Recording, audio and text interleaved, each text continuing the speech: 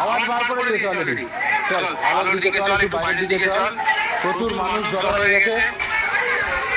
ভয়ঙ্কর রাক্ষস ভাইপার।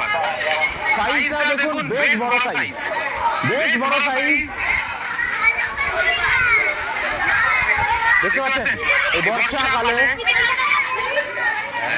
যাচ্ছে, দেখুন ভয়ঙ্কর ব্যাপার, ভয়ঙ্কর ব্যাপার, মারাত্মক তীব্র হিমোটক্সিন। আপনারা কাছে আসবেন না, আপনারা কাছে আসবেন না, যে কোনো সময় বিপদ হয়ে যেতে পারে।